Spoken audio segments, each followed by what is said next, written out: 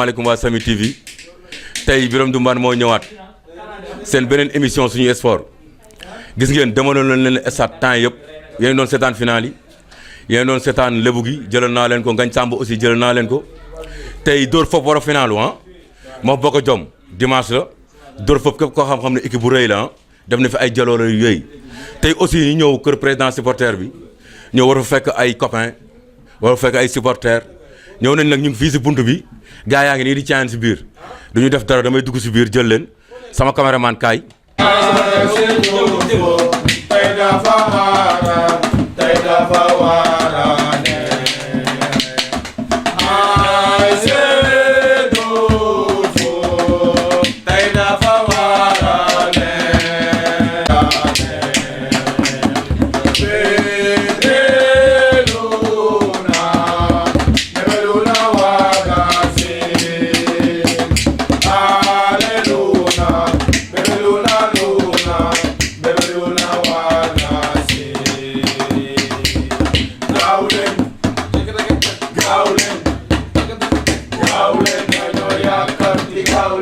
moom mooy présenté boppam grand ça va. ah ça va alhamdulilah. yow yaay kan.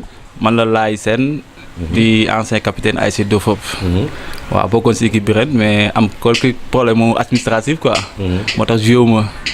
waaw mais nag ñu waajal suñu final nag dignement bëgg a ñëw remporter coupe bi indiwaat ko comme ni woon parce que en 2010 noonu lañ ko defee woon ren ñu fekk ñu si en 2019. sur un intervalle de 10 ans. bëgg nañ ñëwaat tollanti. la ñu defoon 2010 ñu tollantiwaat ko confirmer ko. mais est-ce que xalaat ngeen ne day yomb ak Boko Jom. ak Boko Jom waaw mais c'est faisable parce que football la quoi. te sewoon nañ si match de poule yi. gagné ko. avec la manière. kon donc war nañ ko mën a reprendre. ak final bi te ñun dañoo nekk ASC bu mag boo xamante ne. dañu miin final tàmm ko mën ko. waaw. mais xalaatoo ne nañ fayu quoi Boko Jom. Boko Jom. non sport la. mais man li ma gëm sama ASC muy ASC Dofop. final moom. jamais perdu. fàttali ñu tur bi fàttali ñu tur bi. c'est Laye Sène. Laye Sène capitaine de Dofop. ñoo gis benn borom si këm man xaw ma Ibadou la xaw ma lan la. grand yaay kan. man maay Ousmane Ndoye. Ousmane Ndoye lan nga si équipe bi. bon équipe bi maay président commission sportive bi. waaw. mais ngeen di préparer final. waaw loo ci wax. bon ñu ngi préparer final rek. waaw di ñaan yàlla may ñu ndam rek. waaw. mais est-ce que na yomb. mais final du yomb mais dara dañuy ñaan yàlla may ñu ndam rek. Boko Jom dafa weex de. mais ñun pare nañ waaw ñu ñooy Dofop sama waa ji yow déggoo Dofop. mais Boko Jom nag Boko Jom. mais Boko Jom ñun ñooy bàyyam. waaw. Ous yaa wax loolu de. déggoo li mu la wax Tëngéej fii ñun ñoo fi ne. loolu la yàlla dogal. ñun l'équipe le plus titrée de Rufisque mooy l'ASC Dofop. kon dimanche fi lañ koy fêté. non incha allah de veille bi sax da ngay ñëw. loolu nga wax waaw ñu xëy dem stade door ñëwaat. si kantanu borom bi. Ousmane noonu lay demee xaaral ma.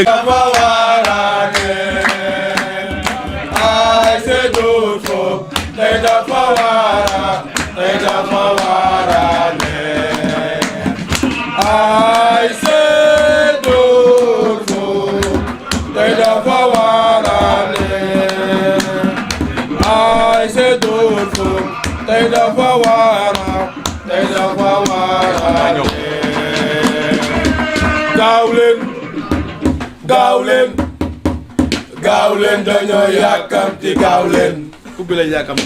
waaw jaajëf ñu jógee si Ousmane ñëw si benn man xama supporter la xama mbër la xama lan la mais li muy way neex na quoi grand yaay kan. man la Papa Faye ñu gën ma xam si Ndoumar. Ndoumar mbër waaw mbëru ASC bi waaw. mais Ndoumar lan nga si équipe bi yow. man supporter laa si équipe bi. mais li doon way léegi dafa neex. waaw dañ xam nga rek gars yi ñoo ko répété fi seen ko yóbbu stade quoi si final. est-ce que mën nga ma dóor si micro bi nii en direct.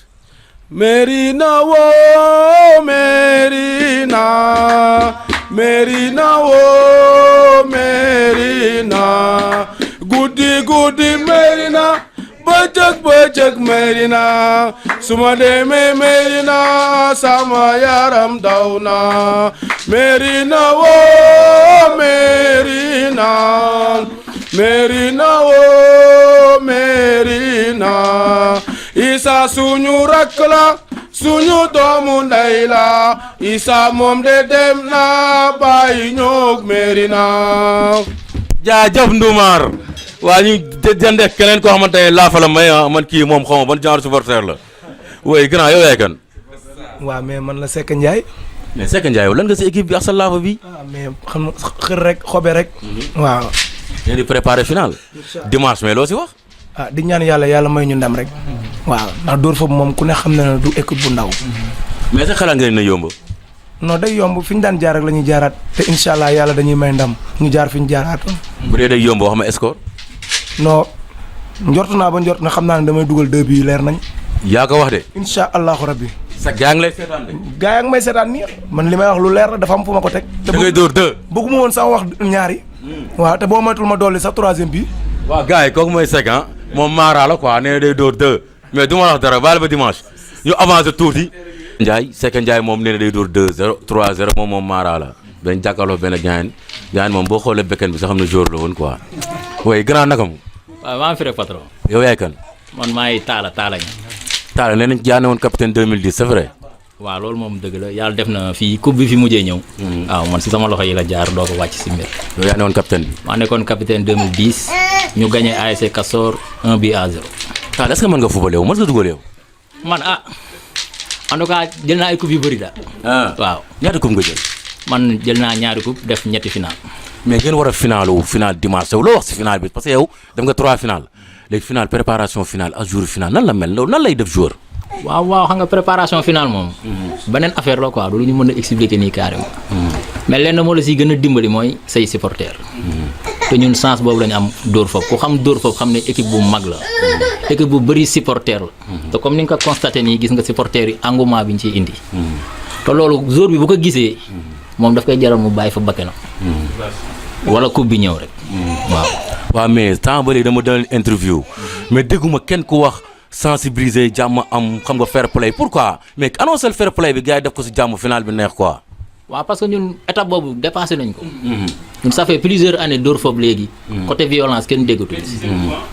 kenn déggatuñu si violence ñun dañuy ñëw def fair play foo kafre jël suñu coupe bu neexee yàlla ñibbi si. moo tax sax tardé wuñ si lu bëri. même bu ñu leen dóoree doo leen xeex même bu ñu dóoree sax fekk kenn duñu dóor sax ñun ñooy dóor bu neexee yàlla. mais doo leen xeex. mais duñu xeex. yaa ko promettre. maa ko promettre. le capitaine. waaw l'ancien capitaine. Talla ñaa alias Balak. Talla ñaa ma wax loolu alias Balak bu Chelsea. waaw non du ma génne nag du ma génne te jëluma booy bi caayin. waaw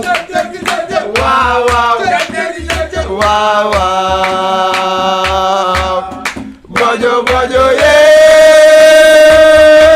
de foofu yegsi naa waaw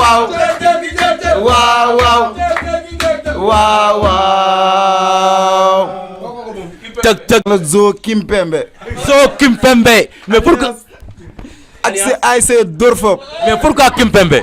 Pourquoi Kimpembe? Parce que Kimpembe c'est mon idole. c'est ton idole. c'est ton idole yeah. xam nga Kimpembe fa la ne. Kimpembe xam naa fi mu nekkee. fu mu ne. Paris. Paris ah. France waaw. Kimpembe. mais Kimpembe nee ni préparé final ah. yow loo si wax. final non du yomb boo ko jom. ñoo ko man yoole comme dab rek ñun daan def yeneen gars yi la ñu koy def. waaw ndox du bàyyi yoonam daal comme dab. mais baa du am xeex. li sax ànduloo ko waxuma ak suñu troisième. baa du am xeex laa wax.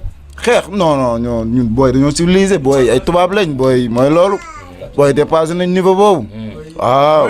fair play. léegi sant lu nice. waaw ñëw taxaw. mais gars yi dafa am lu ñu wax si ginnaaw nee nañ yaay créé way yi créel ma benn way. waaw dafa leer. way non way yi kenn instant dañ koy denc ba final ba. wi mboolo am doole. mboolo jooy sa doole. jambi réew la. dama mën nag jàpp ma way.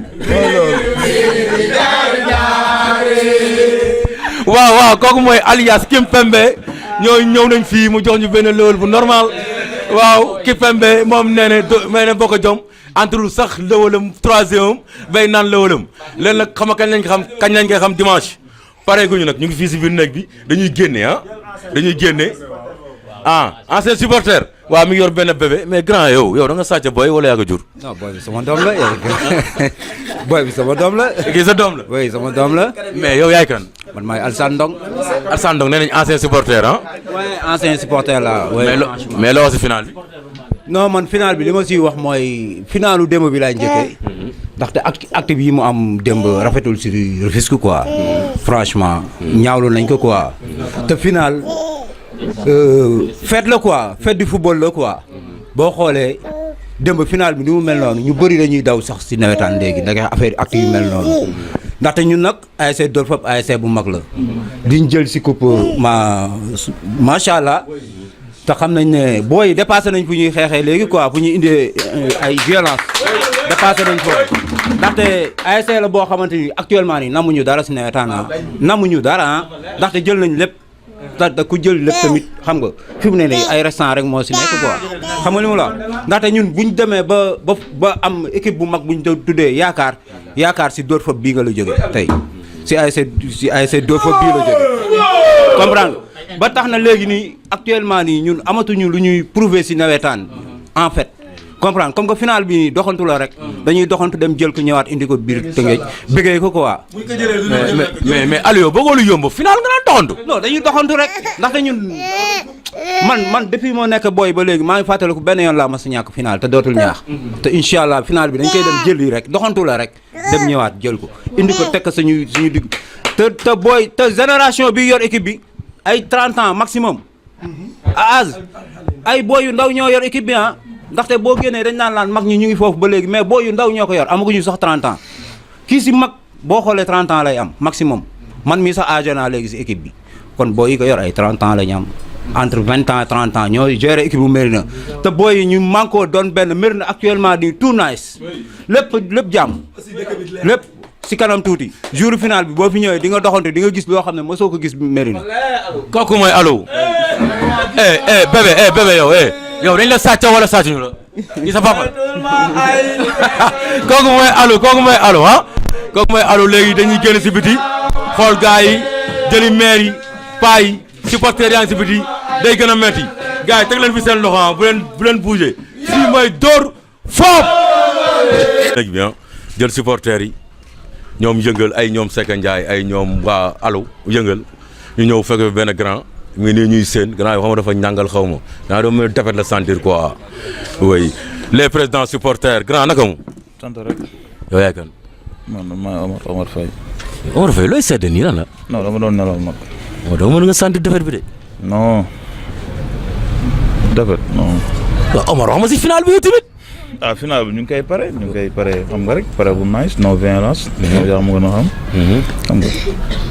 mais en tant que président supporter yow lan nga préparé ses supporters lan ak sa équipe. booy daal pare nañ lépp. waaw waxtaan nañ réunion nañ ñëw stade supporter yëngal non violence waaw yàlla may ni ndam ñu ñibbi quoi. mais est-ce que xalaat ngeen ne yomba ndam loolu. incha allah moom lay ñaan quoi. bokk jom dafa am jom de. waaw fii la ëppee. yéen Dóor Fop mais ñu ne bokk jom. waaw xoolal rek dinañ ko dóor a pare foog ko indi ko. Amadou daa mi da nga doon sangooy saafara de. kon man non sangoo ma dara dama doon nelaw. nelaw Omar. mais daal sentir nga victoire daal. incha allah waaw moom lay ñaan. dimanche incha allah. dimanche waaw. kon bonne chance Omar. waaw merci. bu mu am xeex de. non du am xeex. du am xeex. supporters yi nañ bàyyi histoire mais il faut nga sensibiliser say supporters waxal gars yi dégg la ñu lay seetaan. ñoom pare nañ. supporters yi pare nañ ci lépp. ñoom xam nañ.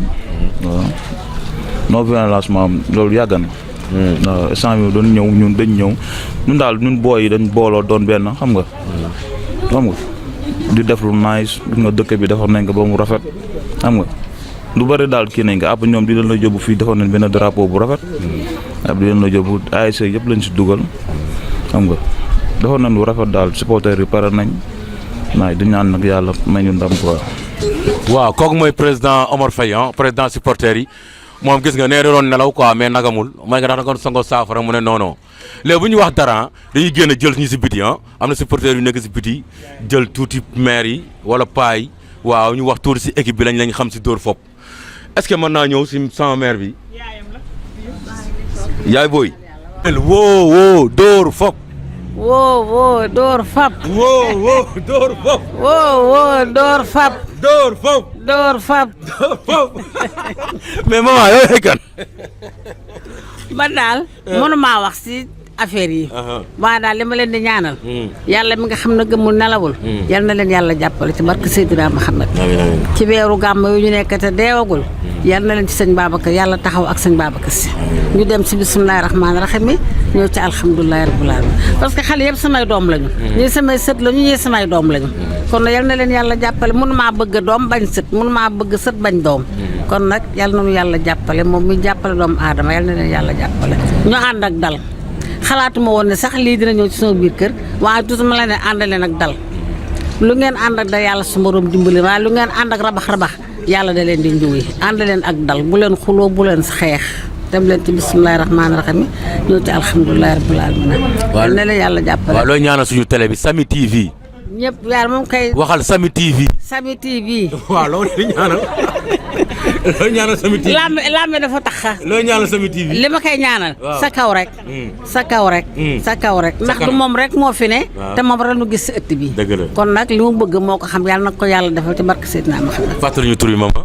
Astou Diakhaté laa tudd. boo nee Mbène Diakhaté mu dem boo nee Astou Diakhaté mu dem. kooku mooy Astou Diakhaté boo nee Mbène mu dem boo nee Astou mu dem. woo Dóor Fop. woo Dóor Fop. tey yi gis li ñu wax ni mu naayese li ñu way ni mu naayese tey ñu ñëw si kër chef de quartier bi nekkoon fi aussi entraîneur en 90 jusqu'à 96 jël fi aussi ay trophée muy grand Ibou Ciss salaamaaleykum grand na nga def. maaleykum salaam maa ngi leen di nuyu di leen fay. di leen sargal ci lu rafet li ngeen def. yow nga nekk chef de quartier fii si Dóor Fop yàgg fi lool loo xam si équipe bi. waaw ba maay délégué de quartier bi. man ak Maguette Tall c'est deux quartiers donc ku nekk ak benn quartier. équipe mbir na bu ma ci laajee dinaa ci sawar a wax. parce que de 90 en 96 man maa nekkoon entraîneur bi Ibou Ciss Ndong. donc tout Rufisque me connaît à travers palmarès boobu. de 90 en 96 daanaka dugal nañ fi 18 coupes Dóor Fop à Mérina. football demi-finale régionale ñu gagné ñu football finale régionale jël ko. ci lañ fi jóge qualifié phase nationale à Louga ñu dem Marbat moo ñu éliminé en demi-finale bon c'était un peu catastrophique waaye ay sportif la ñu nañ ñu gagné neexuñu mais nangu nañ ko finalement waaw nag en tout cas daal maa fi nekkoon entraîneur ak palmarès bu rafet ci Dóor Fop. mais sa équipe war a finalu dimanche yow loo ciy wax comme yow ne woon nga entraîneur bi 90 ba 96 looy wax si final bi. waaw final bi xanaa rafetlu ko rek parce que aussi vraiment Dóor Fop mérite na lu ëpp loolu li ñu fi def palmarès bi ñu fi am gisuma benn équipe bu ko am ci Tëngéej donc bu ñu demee ren ba war a football final vraiment c'est du mérite parce que xale yi ñoo jël engagement depuis daaw ne dañuy jël équipe bi te bañ ko yoree ba tey daal vraiment ça va très bien ñu ngi gagné yàlla ñuy jàppali ñu ngi football di gagné ak entraîneur bu bien aussi bu ñuy wax Lamine Cissé. su ma joueur la woon au temps de Dóor Fop moo daan góol na ba équipe nationale junior Lamine Cissé jong donc Dóor Fop war a football final dama lay ñaan rek ñu gagné ko vraiment damay ñaan ngir yàlla xam te bi ñu indi coupe bi Mérina parce que coupe géej na dugg Mérina vraiment ca période yooyu ba tey je pense que une ou deux fois la fi coupe dugg mais daal dama leen ñaanal ngir yàlla xent bi yàlla nañ jël coupe bi indi ko Mérina loolu daal suñu xol bu seddalee doon. waaw nga nekk chef de quartier nga gis xale yi temps yi violence bi stade li fay xew ma bëggoon nga sensibiliser say waa kër sensibiliser say supporters pour final ba jàmm rek am. waaw loolu moom sa dina ma neex trop parce que tey rek am na benn dirigeant ci waa Orcaf yi bu dëkk Mérina bu ma ne. ma ne ko démb dem naa entraînement sax ba laal bal bi tuuti xaw a encouragé boy yi. mu ne ma grand boo ko mënee dellul tey terrain ba nga sensibiliser supporters yi. pour violence bañ a am ci terrain bi. ma pare woon pour demain je serai à la finale dimanche je serai à la finale incha allah. te si il me le permet dinaa jël micro wax sensibiliser douane ba Mérina rek mais ñëpp. parce que ñun bu njëkk dañ daan football ba pare vraiment bu ñu football ak Thiolène gagné ko dañuy jóg fii dem Thiolène vers nuit blanche. bu ñu dóoree dañuy dem nuit blanche. donc violence bi daal vraiment bu ñu ci xale yi mënoon dimbali nañ ko bàyyi. parce que àndul ak sport il faut sportif. surtout boo yoree équipe di gagné ba ñu gagné la vraiment bul wane violence. parce que baaxul ci sport. kooku daal vraiment je tiens à cœur à le dire aux gosses. suñuy doom lañu suñuy jarbaat suñuy rakk suñuy dëkkandoo. mais daal de grâce maa ngi lancé message bi en tant que délégué de quartier. képp ku dëkk Mérina ngir yàlla xam tubi yàlla nañu yàlla may ñu gagné mais bu kenn gis violence ce terrain ba bu fa kenn gis violence parce que gis ne façon violence bu nekk te stade bi bijou la boo xam ne vraiment Tëngéej daf ko mérité te buñ ko yàqee la preuve toog nañ fi ñaata at football ñu nawetaan ah joueurs yi talent yu bëri père ñu bëri yàqu talent yu bëri yàqu donc nag lii nañ ko jéem a maintenir le maximum pour au moins bañ ci def violence bañ ko yàq wala décourager ñi yore nawetaan yi parce que ñii dañuy dimbali quoi sincèrement da gis talent yu bëri ngi dem ci biti c'est grâce au nawetaan léegi daal li may ñaan mooy képp ku dëkk Mérina nga dégg ma nga bañ ma dégg ngir yaa xam ku ma dégg na nga ko transmettre bëgguñu violence defar ngeen dëkk ba mu rafet yàlla nañ yàlla may ñu gañ ko bi indi ko fi fete ko ak loolu daal lay ñaan quoi vraiment. waaw kooku di grand Ibou Cissokho nekk chef de quartier Mérina Dóor Fop waaw ñu ngi wax moom ba léegi yor génération bi 90 ba 96 mais grand Ibou lan mooy sa dernier kàddu. waaw suma dernier moom mooy rafetlu lii ngeen def parce que lii xaw na fi raar tuuti te d'une part dina encourager supporters yi parce que ñoom sonn nañ ci équipe bi trop leen encourager rafetlu ko lool lii ngeen def vraiment télé bi maa ngi leen di ñaanal yàlla na ngeen raw ci télé ci Sénégal. Samy TV yàlla na ngeen raw ci télé yi nekk ci Sénégal te aussi di leen encourager ci effort yi ngeen def nii parce que lii c'est très rare man defe naa ba ma nekkee Dóor Fop maa ngi ko door gis pour nit ñëw ci télé ñëw ci kër nii di interview nit ñi vraiment jërë ngeen jëf yéen ñi koy def it yal na leen yàlla fay. amiin amiin yal na leen yàlla fay yal na leen yàlla yëkkati ba niveau bi ngeen bëgg. amiin amiin vraiment kontaan nañu suñu xol sedd na. amiin waaye mbir na daal ñu ngi leen di ñaanal. yal na ngeen yokk ba yëg ko. vraiment kontaan nañ trop jërë ngeen jëf yal na yàlla fay leen. merci beaucoup. waaw kooku mooy grand Ibou Cissokho nekk chef de quartier fii si Dóor Fop ñaanal télé bi nee na c'est la première fois moom ñun Samy TV dafa jóg pour lii dugg si quartier yi xool jeunes yi génn li fa xew won ko waa Sénégal parce que international la ba États-Unis ba Canada ñëpp ñoo ñuy seetaan ñun loolu moo ñu tax a jóg ñun Samy TV ba léegi pareeguñu nag bu ñu génnee fii nañ duggaat faneen di duggaat si roxo yi génne yeneen ténor yi yeneen paa yi yeneen jeunes yi waa ñu avancé ba si kanam kon merci grand Ibou. jërëjëf yàlla yàlla fay leen. léegi xaaral day filmé fii nii après mu fekk leen foofu ngeen toog. kooku mooy Grand Ndiaye. waaw Grand Ndiaye. Sulatan na la ko jaral.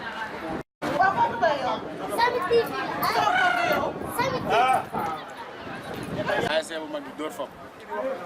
waaw VAR baa ngi nii. fii la ñuy liggéeyante affaire waaw am na Sulatan na la ko jaral ah finaliste 2019 Dóor Fop.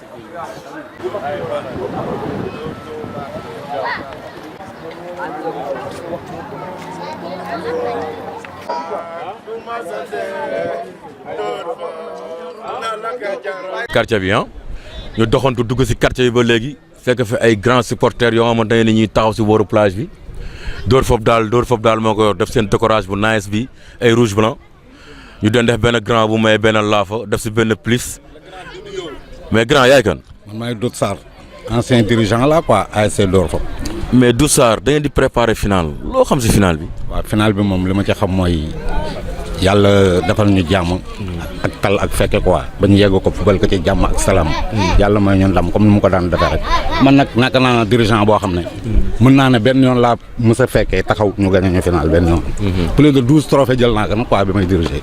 daal maa ngi leen di encouragé vraiment tamit di ñaanal booy yi dañoo ànd nag benn vraiment déggoo gis nga tout Mérina ñu lañ ko def dañ vraiment rafet na neex na quoi. mais nag yàlla na ca ndam lu ñu jig topp ci kattanu yàlla ak yonent bi loolu laa amul lu may wax maa ngi leen remercier yéen ñëpp. mais yow nga nekkoon dirigeant booy doo leen sensibiliser si coow ñu bàyyi coow quoi. non am naa yaakaar na loolu du am loolu moom dañ na fii Mérina quoi. waxtaanee nañ ko depuis daaw ba léegi ñu ngi ci topp di wax di leen ñaax te xam naa ne li ñu leen wax loolu la ñuy def quoi. benn problème amaguñ fi ñu ngi dem di fubali ci jàmm yàlla dañu may ndam donc loolu la ñuy continuer quoi. ba coupe bi ba li ñu bëgg a ñëw rek ci kattanu yàlla quoi. fàttaliñ tur bi. El Hadj Doudou Mboup. El Hadj Doudou Mboup le dirigeant de Dóor Fop. oui merci beaucoup jërëjëf. remercier naa leen bu baax na yéen. seen liggéey rafet na quoi. jaajëf ñu gëstu suñu gauche gis suñu benn grand aussi bu taxaw grand yow yaay kan. man maay Saliou Ngom artiste. Zal Tama man yàgg naa tëggal. Dóor Fop. ba ñuy jël coupe Nelson Mandela. ay Laye Sène. ay Thierno Youm. ay Modou Gueye. ay Pape Ñoxol Fall. ñoom ñëpp xam nga waaw yàgg nañ daal jël coupe quoi Mérina. mooy li ñu wax rek. xeex moom lañ war a bàyyi. nit ki mën nga dem fubali te xeex du am. ndax buñ xoolee si tubaab yi rek. war nañ lool si tubaab yi. xam nga ñu bàyyi xeex bi. gaañante bi amul benn sens.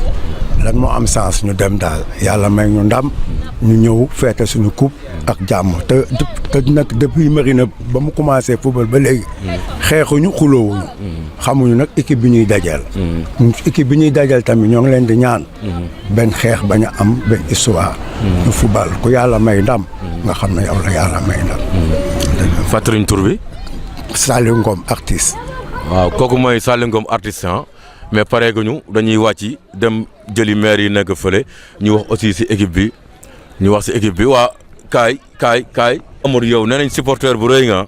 waaw maa nekkoon président des supporters mais après xam nga comme jot amul. ñu bàyyi ak booy yi ñoom ñoo jël relève bi gérer. ñu bàyyi leen ñu doxal et puis topp seen ginnaaw di leen pousse xam nga sànq waa ji dafa wax lu am solo mooy affaire violence. boo xoolee depuis daaw bon am na lu fi amoon ñu ñëw football ñu gagné ñu ñëw defarwaat mais li ñu njëkk a sensibiliser booy yi mooy problème mu histoire ñu bàyyi coow xam ne football fo la ak ree mais nag ñun Médina nag ku ñu xam fi mu ne nii xam li nga xam ne ñii soppeeku nañ te violence zéro lay jur. kon donc amul njariñ li ci suñu kanam daal ñu ngi ñaan yàlla final bii ñu jëm muy ñun ak Boko Jom ñu ñaan yàlla dimbali ñu defal ñu sutura ñu gañe ko si jàmm ak salaam. mais Amadou président supporter day mën a woy de looy woy yow. non man nag loolu dama koy bàyyee xoolal ñii. non man yow laa bëgg yow laa bëgg. man kilifa laa léegi bàyyi ñii way. waaye Amadou ban kilifa waaye waxal waay. yow Babacar seen way yi man dama fekkul bi ñuy répété nekkoon ma wayal la ko. waaw ñoo doon répété dama ñëw fekk leen bi ñuy répété. waaw mais kooku mooy Amadou jël nañ fi ay grand yu nice quoi yu wax benn yu wax lu rafet. aussi jël nañ Amadou. waaw mu wax lu rafet aussi waaw kii tam waaw. kii ngay gis nii Ngala nii. moo géré fii lépp loo xamante ne drapeau. ana Ngala ana Ngala. Ngala la rastaman mais lii ay rasta la wala ay poobar la. non ay rasta la original mooy Baye Fallou ASC Dóor. mooy ni ma la ko expliqué sànq. moom lépp loo gis fii décor ci quartier bi. moom la. sama jarbaat la. mais vraiment léppam dooleem tout nelawul guddi nelawul bëccëg. lépp ngir final bi ñaan yàlla may ñu ndam. ni mu koy xalaatee nag di ko defee ba dëkk bi yëpp kontaan. yàlla nañu yàlla suturaale noonu quoi vraiment muy koo xam ne dama ko fonk gëree la. franchement mais Ngala tagg nañ la fii est-ce que yow noonu nga mel.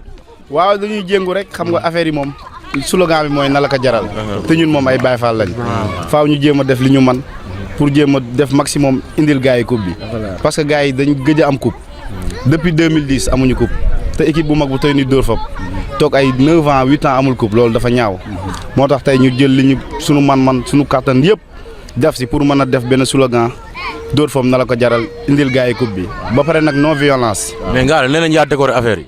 waaw maa décoré affaire yi zigzag yi yëpp man la boo waree biir Médina loo fi gis man la.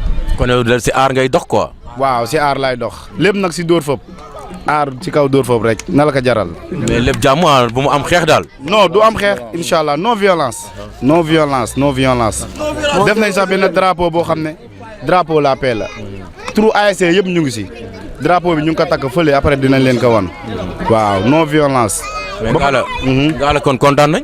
waaw ñoo leen gën a kontaan ba pare dañu am sécurité. léegi sama gars yi ñëw gisoo cung yaa ngi nii. booy Baye Fall ndaw yaa ngi. waaw léegi ñu animé leen fii ba ngeen kontaan. waaw non violence. yéen tamit dañu leen di remercier grand. parce que mënoon ngeen a toog bañ a def reportage bi mais vraiment. man xaw ma ne woon na Samy TV am na fii au niveau de Rufisque. dëgg la mais comme maa ngi leen di ñaanal yàlla yóbbu leen ba ci kaw ba ñu leen dégg comme ay 2S ak affaire yooyu yëpp. vraiment ñu wax nag non à la violence quoi. yàlla nañu yàlla dimbali suturaal ñu dem jël coupe bi ñëwaat. léegi am Samy TV il faut ñu la yóbbu place ba star. mais dafa leer. ba pare boo leen bëggee ni ñu koy waxatee. palmarèsu ASC Dóor Fop da ngeen fiy ñëwaat. parce que am na ay mag yoo xamante ne gérer nañ ko incha allah dañu wax sek na ko préparé. merci beaucoup. waaw kooku ba léegi yéen seen émission ba léegi suñu sport ñu nekk fii si Dóor Fop tool yi ñëw na bagage yi ñëw na mais balaa ñu jël bagage leen di bàyyi ñu installé après ñu dem jëli maire yi le temps ñoom ñuy installé ñu ñëw toroxal saytaane. ok gars yi jaajëf. jël décoration yi jël jeunes yi aussi am na lu ñu wax quartier boo dem di nga fa gis ay mag. dem nañ seetlu quartier bi maire yaa ngi nii toog maman yow yaay kan. maay Awa Samba. Awa Samba yow mag nga si quartier bi loo xamal quartier bi si lu baax. lu baax rek laa si xam. waaw de si waa Dóor Fop wala fan. Dóor Fop fii lay wax. Dóor Fop fii. waaw lu baax rek la ñu xam. fii lañ juddoo. fii lañ jaroo. lu baax la ñu xam si ñoom. wax dëgg yàlla jàmbar lañu. boobu ñoo ma dëkk suñu sët a ngi si. suñuy doom a ngi si. suñu yëpp a ngi ci. wax dëgg yàlla lu baax rek la. mais équipe bi day finalu dimanche de. day finalu dimanche fi mu ne gisuloo nu ngi gëdee fi mu ne. mais baa du am coow rek. yàlla tere bëgguñu ci coow. déedéet jàmm rek. jàmm rek lañ séenu ak victoire. kan la mère Awa Samb. mère Awa Samb moo wax lii. waaw ñu avancé aussi gis suñu benn yaay booy. yaay na nga def. maa ngi fi rek. ñu ngi dóor foofu de. yéen a ngi dóor foofu. waaw yéen a dóor yéen ay foofu. bu soobee yàlla. yéen ay gagné. waaw yéen ay gagné. ndax Malick Jonga ngi ci. Dabi Sekka ngi ci. ñoom ñëpp ñu ngi ci biir. ñafa rek la ñu xam. mais tur bi nan la. Caba Jonga. ah Caba Jonga kontaan nañ waay. waaw ñu ëpp maman baal ma de. maman na nga def. maa ngi fi rek. yow yaay kan. man maa ngi Ndeye Ndoye. Ndeye Ndoye da ngeen di finalu dimanche de. incha allah moom la ñu ñaan yàlla de. waaw loo ci xam yow. ah ñu ñaan sunu doom yi rek ñu jël coupe bi rek te suñu sët dong nga fi ndax suñuy doom xale na am na jom te ñu ngi daw lu bari nag ku leen joxe sax duñu leen faale ñu ngi dem noonu rek li ñu bëgg rek ñu am ko rek si jàmm ak salaam di ñaan ñu leen di jàppale nag. di gën a ñaan nag sunu doom xam ne sunu doom bi xool di sunu taaw di seegandoo yi jàppale na xale yi commencement ba sunu joone tey ak nijaayam du jàllandoo yi ñun nag. dañuy ñaan sunu doom yi sunu sët yi yàlla jël ndam li si jàmm ak salaam ba ñu am benn ay moom rek la ñuy ñaan. fàttali ñu tur bi. Ndeye Ndoye. kooku mooy maman Ndeye Ndoye. waaw door foofu xale yi imaami xale yi. waaw. salaamaaleykum maman. maaleykum salaam. yow yaay kan. man maay Ndiaye Guèye Ciss. Ndiaye Guèye Ciss da ngeen di finalu dimanche de. di final dimanche. bu ñu sant yàlla julli si yonent bi sant suñu ñaari waajur. ñu ngi ñaan suñu koñ bii suñu ndëgg gi yàlla na fi yàlla def jàmm. final bii yàlla na mel ni loxo galaas. ndax suñu doom yi bii dafa yàgg fii ñu yàgg di jël ko.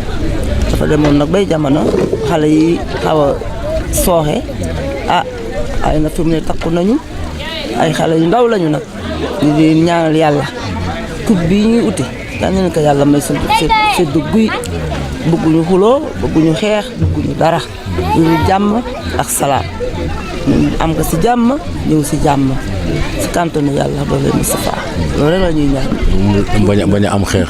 ñu xeex moom ñu ngi wax bu dëgg ba cëg te loolu la ñu décidé ñoom du ñu tooñ ñu nag ku leen tooñ moom day metti waaye nag dañ leen di naq ku leen tooñ sa baal leen ku leen tooñ baal leen ko rek te jéem a dem rek jëli coupe ba ñëw incha allah. jërëjëf te yàlla may. jërëjëf sant na. waaw kooku mooy suñu maman Ndiaye Guèye Ciss ñu jël maire yi ku nekk wax na sa kàddu pareeguñu nag dañuy dugg si biir quartier bi jël quelques personnes bu leen zappé nekk leen fii si Samy TV incha allahu rabi seen doom Birame Doumbane dina leen ko présenté lépp day rafet ba jour final ba jël leen match bi jël leen lépp wane leen ko et gars yi fii mooy dóor foppa nañ dem. nañ si tali bi ñoo nañu gis benn grand bu taxaw moom xam naa ne supporter bu mag la quoi grand sawa yaay kan. man maay Moussa Gueye. waaw Moussa Gueye yow lan nga si dóor fop. man dóor fop yàgg naa fi parce que fii laa juddoo fii laa yoroo ba toll fi ni ma toll nii. depuis ASC bi boobu léegi maa ngi si ASC bi nag. mais ren moom dañu gunge sañuy rakk rek bàyyi leen ñoom ñu doxal quoi ñoom it ñuy doxal lu baax boobu léegi yàlla ñu leen defal ndam yàlla ndam loolu continué nag. mais di ngeen war a finalu dimanche doo si wax. waaw final dimanche incha allah moom jàmm rek la ñuy am moom waaw dinañ dem football si jàmm ñibbi si jàmm violence sax yii yëpp dara du si am dem jël ndam rek oññee quoi incha allah loolu lañ fas yéene def. wala ngeen leen di dóor bokk jom. waaw dañ koy dóor moom bii passé 1 la woon mais bii moom day ëpp 1. score dañ ko bëgg a yokkaat buñ ko defee premier mi-temps benn deuxième mi-temps benn rek takk sañuy bagage ñu bisi mais amul histoire. mais yaa ko wax de. waaw maa ko wax man Moussa. assuré nga loolu non assuré naa ko bu baax sax. mais looy wax si violence bi pour boy. non violence moom actuellement nii moom ngeen fekk ngay waxtaanee léegi nii incha allah mbir moom non violence la ñu wax actuellement nii loolu incha allah violence du am moom. jàmm dina am quoi. jàmm moom moo fi am. sa dernier kaddu. sama dernier kaddu mooy sant ñëpp gërëm ñëpp rek. yéen it di leen dellee sant parce que mën ngeen ko def faneen mais da ngay ñëw ba si ñun laaj ñu. ñu leen di wax Samy TV ñu ngi leen di sant di leen gërëm. li ngeen wax la rek violence moom non violence quoi ñun waa mbir na xam violence pousse nañ ko léegi gagné dellu si rek lañ xam. fàttaliñ tur bi. man Moussa Gueye laa tudd. waaw kooku mooy Moussa Gueye Moussa Gueye le grand supporter moom lañ leen jël noonu ñu continuer gars yi ñu continuer gars yi.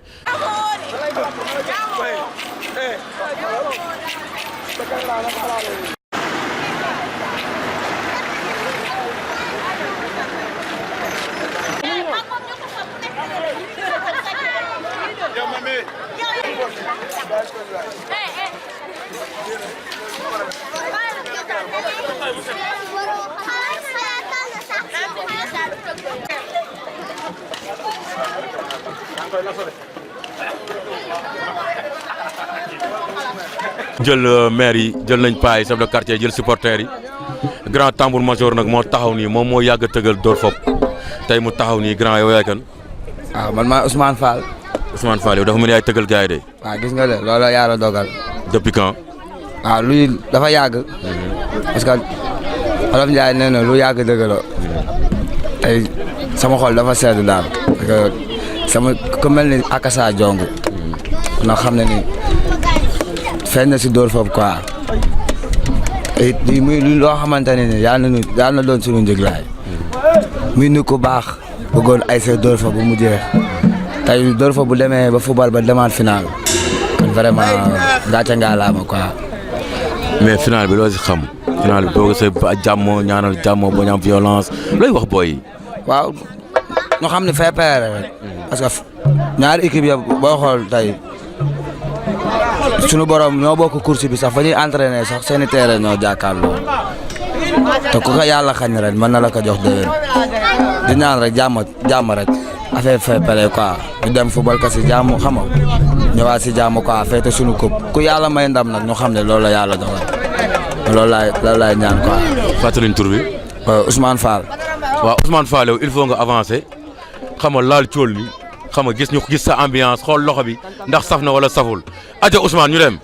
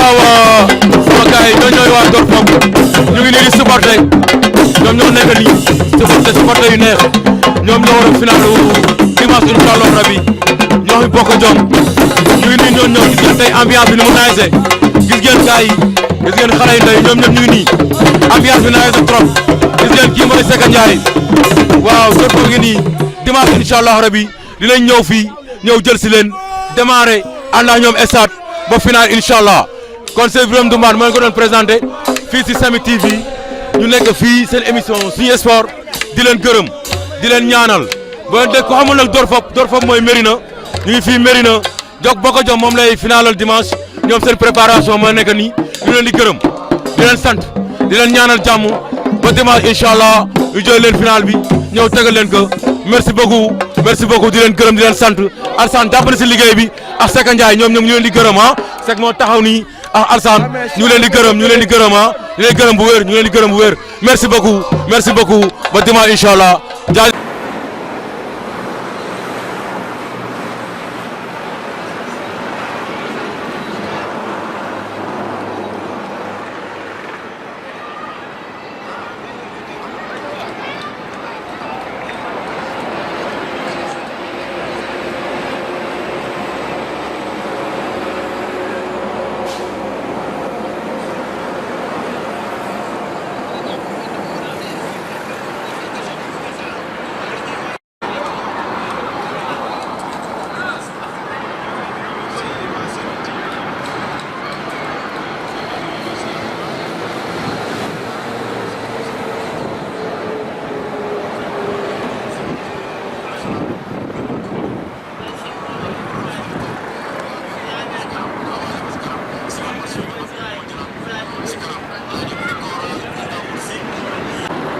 démb waaw dama woon sàcc mais démb dama woon bu ma dégg sàcc.